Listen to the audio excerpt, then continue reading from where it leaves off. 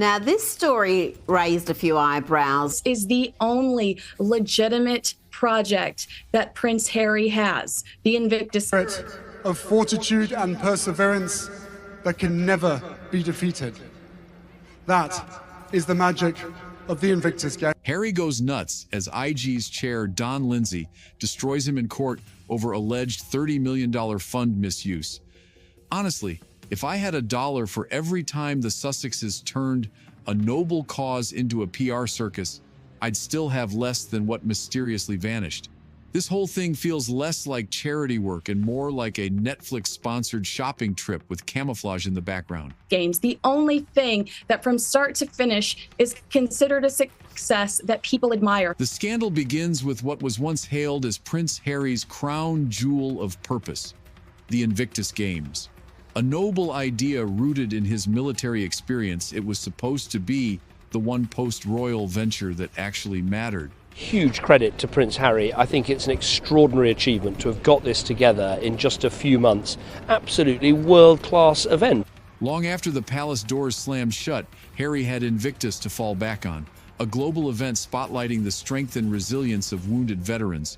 It was the project that made even the harshest critics pause and admit, well, at least he's doing something real.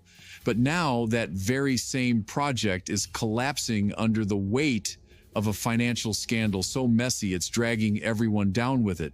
What does it say when even a charity for wounded heroes can't escape the chaos that follows the Sussex brand? And then it's not about the injured servicemen and women. It's about something completely different. Absolutely, absolutely. It does make sense. The numbers tell a story no PR campaign can bury. Germany poured in a staggering $40 million to host the 2023 Invictus Games in Dusseldorf. A bold, symbolic gesture from a country eager to support the international veteran community. Yet here we are, watching in real time as $30 million of that budget is called into question. The figures are damning. The Invictus Games are one of Harry's greatest achievements. However, both the New York Post and Newsweek have called it a total flop. While veterans reportedly struggled with inadequate gear, subpar accommodations, and limited access to training, an estimated $10 million was funneled into what can only be described as a luxury campaign. First-class flights, fleets of blacked-out SUVs, five-star hotels, all under the banner of a charitable event. How did a sanctuary for soldiers become a backstage pass to royal indulgence? But yet, he suddenly remembered why he was put on this planet, and he's tapped back into the amazing legacy given to him by his mother. With incredible privilege and wealth comes responsibility. At the center of the controversy is an alarming discrepancy. Only 3% of the entire Invictus budget was reportedly spent on the athletes themselves. 3%. That's barely enough to cover proper prosthetics, coaching, or even travel for international participants. Meanwhile, a quarter of the funds vanished into private security details, VIP lounges, and curated press junkets. The madness, because all eyes should be on Harry, because I just think that right now their brand is a mess, and it's the one thing they've got going for them that makes sense. And the names being quietly linked to these alleged expenditures? None other than Prince Harry and Meghan Markle. Reports suggest they had a direct influence on how the budget was spent, or at the very least, benefited from decisions made in their favor. If veterans were an afterthought, who was the real star of the show? Things went off the rails the moment Netflix showed up with more camera crews than athletes. What was meant to be a raw, inspiring celebration of veteran resilience quietly morphed into something else entirely. A glossy reality show starring the Sussexes. Please welcome my incredible husband, Prince Harry, the Duke of Sussex. Everywhere you looked, there they were. Not the competitors, not the wounded warriors training through pain, but Harry and Meghan in full glamour mode. Sources say scenes were retaken to get just the right emotional shot, as if real trauma needed to be edited for dramatic effect. It was also choreographed that by the second day, people were whispering that this wasn't the Invictus Games anymore. How do you turn a battlefield of courage into a catwalk of curated content? Trust me, guys, we have been seeing from so long that this couple craves only for the spotlight. Want to see more of it? Subscribe to our channel now and hit the bell icon. Good evening, everyone.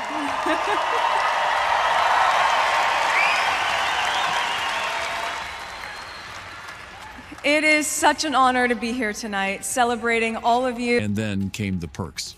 Meghan allegedly rolled in with a full glam team. Stylists, makeup artists, hair experts, all flown in and paid for using funds that were supposed to support injured veterans.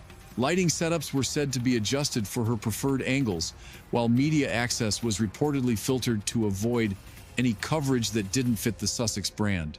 Ever. So Meghan Markle, apparently she wants to go into hotels, bed and breakfast. I don't know what the hell she is doing. This wasn't just a casual appearance. It was a full-blown brand campaign in the middle of a charitable event. Meanwhile, athletes shared rooms and trained on aging equipment. But Meghan? Perfectly styled, front and center every single time. When charity funds buy contouring before crutches, where's the outrage? Meghan, you look amazing! How is it you being Germany? The camera lens followed the same story. Long, sweeping shots of Meghan holding Harry's hand. Candid looks exchanged during speeches. Carefully timed smiles during applause. And while veterans delivered their best performances on the field, the spotlight was somewhere else entirely. The event had become less about healing and more about headlines. Behind it all, the whispered quote that stuck with everyone: this wasn't the Invictus Games, it was the Harry and Meghan show, sponsored by Netflix. And with the way things unfolded, it's hard to argue against that. And if the veterans were no longer the stars, then who exactly was this event meant to serve? The Invictus Games is about soldiers who've served their country very, very well, and as a result have had some dreadful injuries. The worst part about this entire circus isn't the bad press or even the lawsuits circling overhead. It's what happened to the veterans. These are people who trained for months, pushing through injuries and trauma, hoping the Invictus Games would give them a moment to shine. Instead, they got secondhand gear, shared hotel rooms, and about 3 seconds of screen time. One of them even said, "We weren't guests, we were props." That line stuck, because that's exactly how it played out. They weren't honored. They were background noise. What kind of charity forgets the very people it was built to support? Where I depart from liking it a lot and Harry's involvement is when he turns up to be moaning Minnie again and starts slagging off the British press for not doing it. The financial breakdown is brutal. Out of the entire multi-million-dollar budget, just around $1.2 million actually went to support the athletes. That's it. Meanwhile, $10 million reportedly vanished into luxury perks, press-friendly backdrops, and VIP everything. While the athletes were borrowing basic equipment, Harry and Meghan were allegedly wrapped in private security and chauffeured around like royalty on a film set. It wasn't about sacrifice or service anymore. It was about show. And of him, bless him for doing that. You know, Harry can't have it both ways. He can't keep on slagging off the royal family and the British press. It's these only two weapons he's got. And while all this plays out, the royal family is nowhere to be seen. Buckingham Palace hasn't issued a single statement. Not one word defending Harry. It's been total radio silence. Internally, it's a different story. Sources say King Charles and Prince William have cut all ties to the Invictus Games. No more patronage, no more public association. One royal aide reportedly said, "This is a ticking time bomb we refuse to sit next to." They're not getting involved, not with veterans, money, and a Netflix contract all tangled in the mess. What does it say when your own family would rather stay silent than get burned? Of the Invictus Games CEO Dominic Reed, who's been in the position for basically 10 years since the inception of the Invictus Games. Now comes the part that really matters, the part where headlines turn into handcuffs.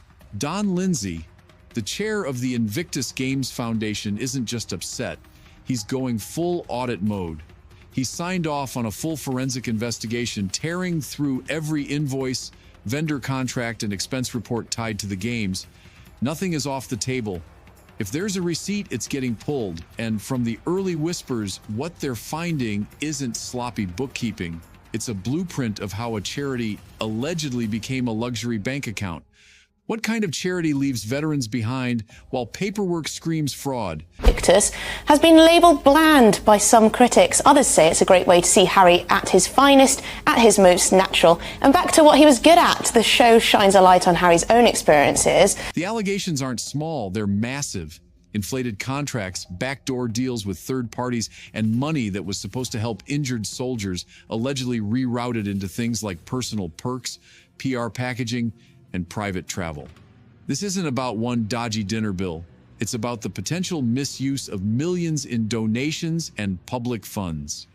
If the investigation holds, we're looking at serious charges: fraud, embezzlement, and misappropriation of public money, not scandals, crimes.